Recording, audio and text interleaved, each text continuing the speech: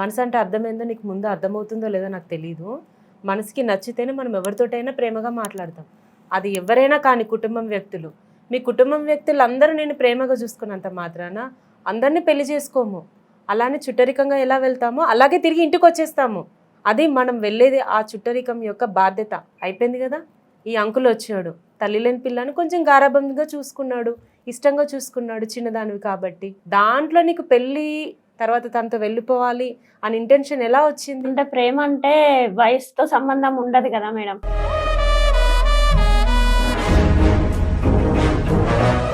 ఎవరు చెప్పారు ఆ వర్డ్ నీకు? సినిమా చెప్పింది. అది సినిమాలలో సినిమాలు, యూట్యూబ్లు, సినిమాలలో చూసా ఇవన్నీ ఎఫెక్ట్స్. తర్వాత ఏం జరుగుతుందో తెలుసా నీకు? ఆ వయసు వ్యక్తి ఈ రోజో రేపో అంటాడు, అప్పుడు కాలం చెల్లిస్తాడు. తర్వాత ఏం చేస్తావు? మళ్ళీ ఒక భారంగా వచ్చి తండ్రి దగ్గర కూర్చుంటావా? నువ్వే చెప్పు ఒక మాట. అతనికి పెళ్ళయింది, అతని జీవితంలో గడపాల్సినవన్నీ గడిపేశాడు, తన జీవితం కాస్త పూర్తయింది. ఇంకేం పెండింగ్ ఉంది అతని దగ్గరికి వెళ్ళావు నువ్వు? ఇప్పుడు ఎవరు ఉంటారనేసి గ్యారంటీ ఉండదు కదా మేడం, వయసులో ఉన్నవారు కూడా. ఓహో, తెలుసా అమ్మా నీకు? ఎవరు కూడా గ్యారంటీ లేదు. క్లియర్ గా ఉందన్నమాట సార్. 22 ఏళ్ల వయసులో 62 మెంటాలిటీ ఉంది ఆమెది. అంటే అన్ని తెలుసుకున్నది. సో మొత్తానికి ఆ అమ్మాయిని చక్కగా మొత్తం తయారు చేసి కూర్చున్నాడు అతను. అమ్మాయి ఏం మాట్లాడాలో కూడా తయారు చేసి కూర్చున్నాడు. పెళ్లి చేసుకొని వెళ్ళి ఏం చేస్తావు? మాకు ఉన్న షాప్ ఉంది కదా మేడం, మా ఇప్పుడు నాకే కదా మా డాడీది. ఎందుకు ఇవ్వాలి? ఇవ్వరు మీ నాన్న. ఇదేం లాజిక్? అదే ఇది కూడా అతనే చెప్పాడా? అతనేం చెప్పలేదు, నేను షాప్ చూసుకునేదాన్ని కదా. ఇప్పుడు మా డాడీ లేకపోతే ఇక అది షాప్ కూడా మాకే. నువ్వు మీ నాన్న మాట ఒక్క వింటే మాట మేడం, ఇక్కడ ఒక పాయింట్.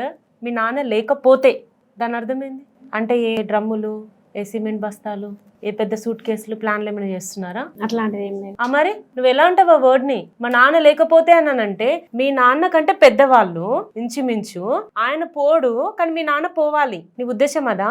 అంటే ఒక్కగానొక్క కూతుర్ని కదా మేడం, నాకే కదా ఏదైనా. అలా నువ్వు ఫిక్స్ అయ్యావా?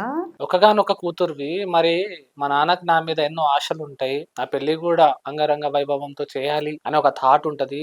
అతను కూడా గౌరవంతో సమాజంలో పెళ్లి చేసి కూతుర్ని మంచిగా అత్తారింటికి పంపాలనే ఒక ఆశ ఉంటది. అలాంటి ఆశని అడి ఆశ చేసినావు కదా, మరి దాని గురించి ఏంది? ఇప్పుడు నాకు కూడా కొన్ని ఇష్టాలు ఉంటాయి కదా. ఏమి ఇష్టం అమ్మ అనేది? ఇప్పుడు ఏర్పడింది ఇష్టం అనుకుంటున్నావా?